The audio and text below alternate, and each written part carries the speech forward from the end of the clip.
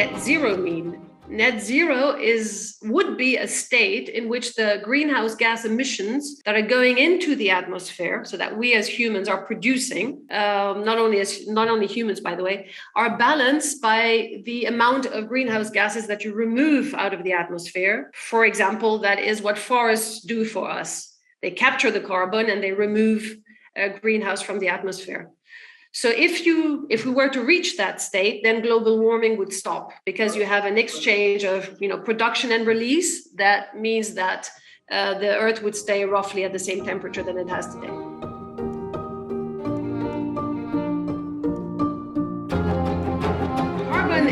Carbon dioxide is actually only one of 6 important greenhouse gases. It is 80% of the emissions, so it is the most relevant one, but you also have methane, which is about 10%, and you have nitrate, basically, that is about 7%. And then the rest, these 3 are natural gases, by the way, and then you have 3 others that are industrial gases.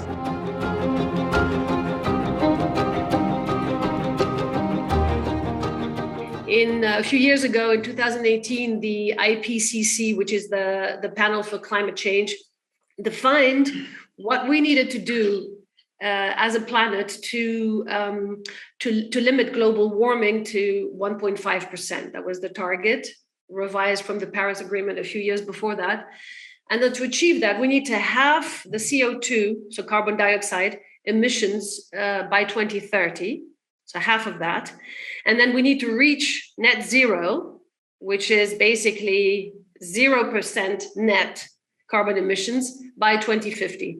So that's the goal. And so it means different things for different actors. For government, it means you need to develop a scheme of how you're going to achieve that for all of your economy, with priorities on specific measures, like you will end the sale of combustion engine cars, or you will increase your renewables, like the wind power or the solar energy that you are going to invest in and then flow to the market.